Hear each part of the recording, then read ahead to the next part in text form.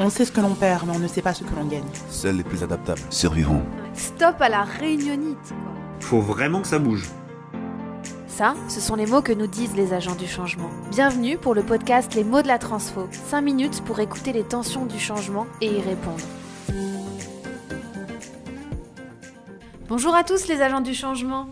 La phrase du jour, c'est « Arrête avec tes trucs de coach ».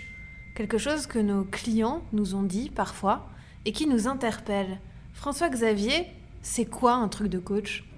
Bonjour Anne-Sophie, bonjour à tous. Avant de commencer, il me revient immédiatement en tête la première fois où j'ai entendu cette phrase et curieusement, c'est pas un client qui me l'a dite, mais c'est plutôt mon fils.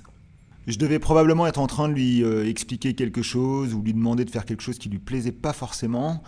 Et je me rappelle très bien qu'il avait levé les yeux vers moi avec un regard un peu suspicieux, un peu interrogateur. Et il avait asséné cette phrase « Papa, t'es en train de faire un de tes trucs de coach là ». C'est marrant ce que vous dites, François, parce que je me rappelle que quand j'étais à l'école de coaching, je m'entraînais sur mes amis quand on allait boire un verre et qu'à un moment donné, j'avais voyé ce regard, cette lueur bizarre dans leurs yeux et ils me disaient « Mais t'es en train de me coacher là ?» J'avais cette espèce de tentation, je pense, de faire du coaching sauvage dès que je pouvais pour m'entraîner en fait. Il y a dans mon esprit une différence entre le coaching sauvage et l'apprentissage de la posture de coach. Le coaching sauvage, on reviendra peut-être dessus dans une prochaine émission. En l'occurrence ici, pour moi, il s'agit plutôt d'une acquisition, d'un modèle d'apprentissage qui va permettre par l'interaction avec les autres de modéliser cette nouvelle façon d'interagir. Qu'est-ce qui se passe alors quand le client dit ça ? Qu'est-ce qui lui arrive ?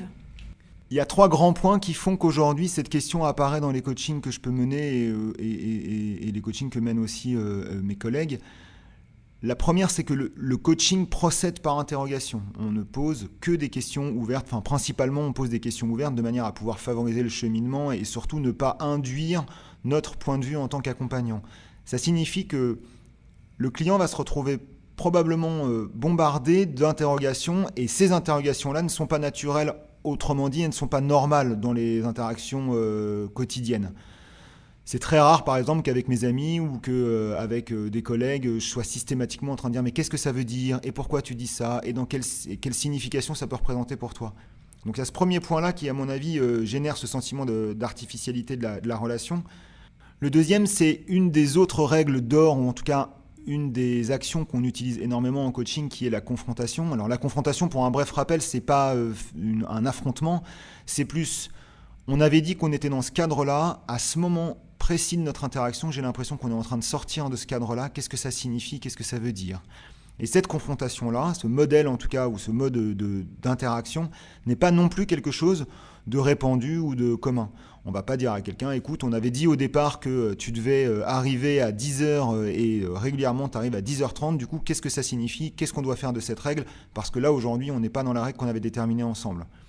Donc cette confrontation-là apparaît aussi comme étant artificielle et en tout cas assez perturbante pour le client. Et le troisième qui est évidemment aussi extrêmement répandu, c'est la question de la jargonite. C'est-à-dire qu'entre coachs, on va parler méta, on va parler de plein de notions comme ça, comme tout métier. Hein. Et finalement, ça peut mettre à distance le client dans la mesure où il va se dire il est en train de me parler dans son jargon à lui, je ne comprends pas tous les mots, j'ai l'impression qu'il emploie des mots, mais ce n'est pas les mots que moi j'attendais ou ce n'est pas les mots qui font sens pour moi. Un petit peu comme quand je vais chez le médecin et qu'il commence à m'expliquer que mon problème c'est... et là il se répand dans son explication avec des mots latins, etc., qui fait que je ne comprends absolument rien de ce qu'il dit et j'ai envie de lui dire arrête avec tes trucs de médecin. Quand le client verbalise ça, en général, il est plutôt en résistance face à ce qui se passe. Comment est-ce que le coach doit prendre ça en compte et comment le coach doit réagir à ce moment-là ? Alors, comment le coach doit réagir, je ne pourrais pas répondre. Par contre, je sais comment je réagis dans la mesure où, pour moi, c'est l'expression à ce moment-là de la part du client, effectivement, comme vous le disiez, d'une résistance. Donc, cette résistance-là est extrêmement précieuse et doit être prise en compte. Évidemment, il ne s'agit pas de lui en renvoyer plein son assiette en disant « mais qu'est-ce que tu veux dire par là ? Qu'est-ce qui est un truc de coach pour toi ? Et comment est-ce que tu le vis ?» etc. Puisque là, ce ne serait que renforcer encore cette distance qui vient de s'établir et qui en tout cas a été verbalisée. Mais au contraire, de pouvoir réexpliquer et peut-être commencer à considérer le client comme ayant intégré la fonction de coaching. S'il arrive à mesurer chez moi qu'est-ce qui peut être artificiel, c'est qu'il arrive à considérer ce qu'est la posture de coach. Du coup, lui-même peut se l'appliquer à lui et c'est le moment de parler justement de ce que tout à l'heure je disais comme étant le méta, à savoir qu'est-ce qui se passe dans notre relation qui te donne aujourd'hui le sentiment que c'est artificiel, qui te donne spécifiquement à cet endroit que je suis en train de te faire un truc de coach. Parce que mon intention n'était pas celle-là. Et c'est le moment aussi pour moi de rétablir l'intention que j'avais, de rétablir le lien avec la demande. Tu vois, par rapport à ce qu'on était en train de travailler, je suis en train de faire ça, voilà ce que j'essaye de faire émerger. Du coup, le fait que tu puisses me dire que ça, c'est des trucs de coach, ça me permet d'aller encore un cran plus loin dans notre relation et d'établir encore plus sûrement la confiance et l'authenticité entre nous. Donc François-Xavier, vous parlez de moments charnières aussi dans le coaching. J'ai quand même envie d'ajouter, et vous le disiez avec la jargonite tout à l'heure, que c'est une grande nouvelle qu'on va apprendre à tout le monde aujourd'hui, mais le coach n'est pas parfait non plus.